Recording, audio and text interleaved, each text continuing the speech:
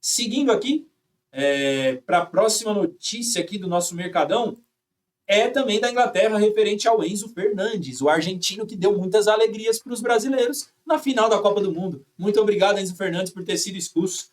Para quem não viu, ele deu entrevista esses dias, né? Entrevista ou falou em algum local, não sei exatamente, que o Messi nem está falando com ele ainda. O Messi não fala com ele, não responde ele.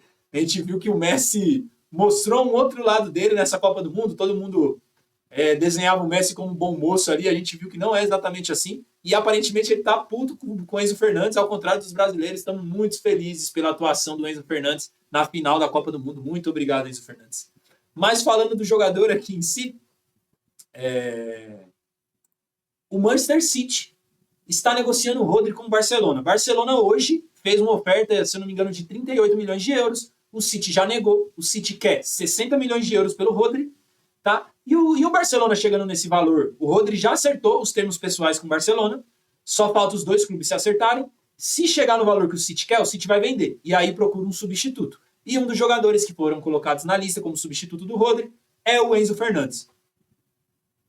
E, pelo Rodri não querer ir mais para o Real Madrid, o Real Madrid voltou a olhar o Enzo Fernandes também, mas só a verificar como está a situação do jogador, porque não está tão disposto a pagar 120 milhões, 130 milhões de euros, que é o valor que o Chelsea liberaria o Enzo Fernandes. O Manchester City já estaria mais disposto a pagar esse valor, ainda mais recebendo 60 do Rodri, adicionaria mais 60 milhões de euros ali, e contrataria o Enzo Fernandes, que é um jogador jovem ainda, com muita experiência, um dos capitães do Chelsea ali, junto com o Reece James, né, o segundo capitão, se eu não me engano, ganhou a Copa do Mundo, tem muita experiência, e cairia muito bem, eu acho que no Manchester City e no Real Madrid. Não é a contratação que eu iria para o Real Madrid, tá? Acho que precisa muito mais de um Rodri, de um Kimmich para controlar meio campo do que um Enzo Fernandes, que já é uma função que talvez Camavinga, Valverde consiga fazer. Tá? Mas para o Manchester City acredito que seja uma boa. Tá? É uma pena para o Chelsea, que ia perder muito ali para o seu meio campo. Na minha opinião, com a saída do Enzo Fernandes, enfraqueceria muito. Mas o jogador quer sair, ele quer ir para um projeto que brigue por títulos, que é uma coisa que o Chelsea não vem fazendo nos últimos anos, ainda mais pela estabilidade do time, porque contrata muitos jovens, não consegue manter um treinador a longo prazo e o trabalho acaba ficando complicado. Para mim foi um erro demitir o Maresca, por mais que começou a temporada ganhando o Super Mundial de Clubes, mas a temporada foi ruim, tudo bem, tem que manter o trabalho ali no Chelsea, porque o time oscila muito por ser muito jovem. Tá? A gente vê até o Cole Palmer, que ficou muito tempo machucado, mas o tempo que ele não estava machucado essa temporada, ele não jogou muito bem. E o cara tinha sido, se eu não me engano, o melhor jogador da Premier League retrasado. Tá? Então, vamos ver o que vai ser essa questão do Enzo Fernandes, se ele realmente vai para o City, talvez vá para o Real, não sei, o interesse está mais frio, ou talvez até fique no Chelsea. Veremos cenas do próximo capítulo aí, porque essa do Enzo Fernandes está virando uma novela já desde a Copa do Mundo. E a próxima aqui, antes de falar do brasileiro, vamos arrematar rápido aqui a questão do mercado europeu. A gente tem a questão do Romero, do Tottenham, que aparentemente tinha sido procurado pelo Arsenal, mas seria uma negociação muito delicada, por ser o maior rival do Tottenham ali, na cidade de Londres. Então acho que o Tottenham não liberaria o jogador para o Arsenal. Então o Atlético de Madrid entrou na parada, e hoje mesmo esquentou um pouco essa negociação, e talvez o Atlético de Madrid possa contratar o jogador, que não sairia por um custo elevado, né? Pela idade, por tudo mais, acredito que, acho que se eu não me engano, o Romero tem pouco tempo de contrato com o Tottenham, tá? Para acabar o contrato dele, e não seriam valores exorbitantes, tá? Até porque o Tottenham também reforçou sua zaga contratando um holandês, se eu não me engano, do Brighton. Não me recordo agora o nome dele, mas é Van alguma coisa. Tem muito Van zagueiro na Holanda, mas é isso aí. E acredito que seria uma boa contratação para o Atlético de Madrid, mas que não faria muita diferença para a temporada do Atlético, que a gente já espera, que é uma temporada sempre abaixo de Real e Barcelona, e tentando fazer alguma graça ali na Champions League. Seguindo aqui, Europa, o PSG contratou o Aglioche, jogador de 24 anos que estava na Copa do Mundo pela França, juntamente ao Mônaco por 58 milhões de euros, se eu não estou enganado, mas acredito que é esse o valor da negociação. É um jogador para compor elenco, claramente, até porque deve sair o Barcola, então eles já estão visando essa questão. Tem interesse também no Ferran Torres, que inclusive está se achando a última bolacha do pacote depois que fez o gol aí na final da Copa do Mundo. Deu uma entrevista que pegou muito mal lá dentro do Barcelona, e com os companheiros dele do Barcelona, que sempre apoiaram ele nos momentos difíceis. Agora que ele vem de uma temporada boa, fez o gol na final da Copa, ele deu uma declaração meio que falando, vamos ver o que o Barcelona vai fazer para me convencer a ficar aqui. Meio que isso, resumindo, e só porque tá com interesse do PSG e tudo mais, mas assim, eu acho que o Ferran Torres não se habituou ainda depois desse gol na Copa, não voltou, não entendeu ainda qual é o tamanho de jogador que ele é. Porque ele era reserva de um Barcelona, onde ele foi titular quando o Lewandowski estava machucado, tá? Agora não sei se continuaria como titular, depois que o Lewandowski saiu foi para a MLS. E no PSG ele jogaria no lugar de quem?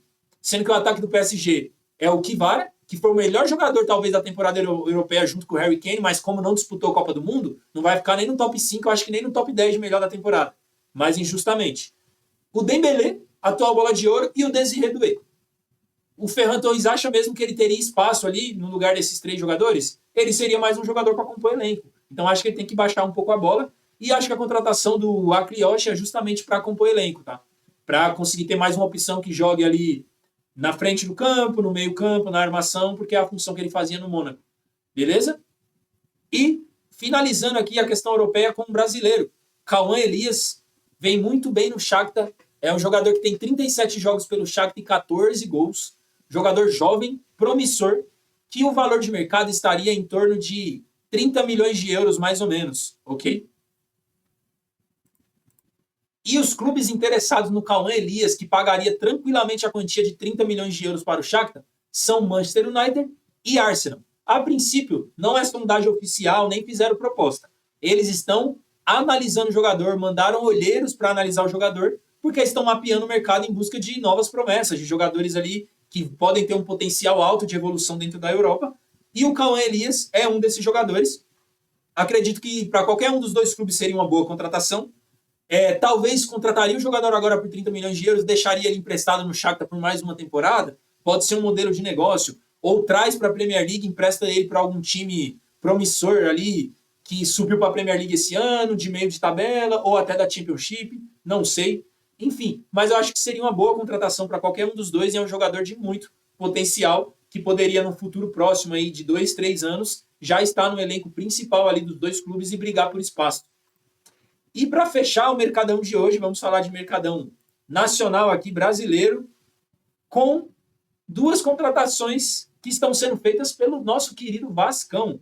É isso mesmo, torcedor. Vocês vão deixar de sofrer, torcedor do Vasco.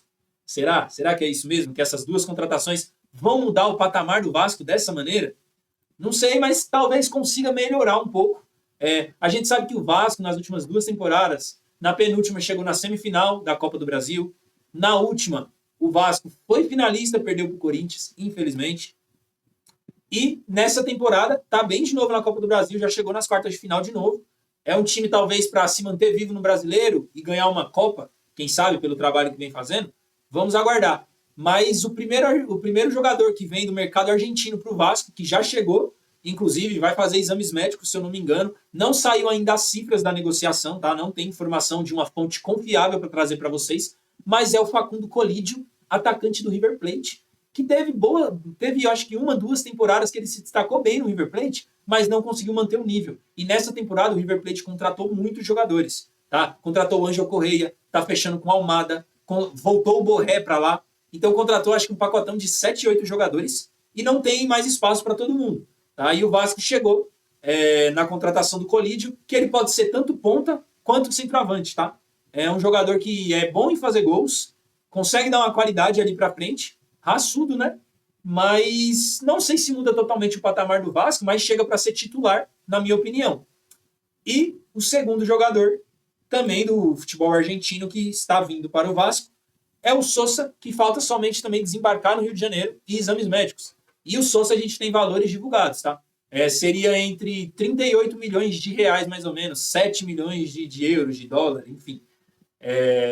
E é um jogador que a gente viu mais jogado que o Colídio, por exemplo.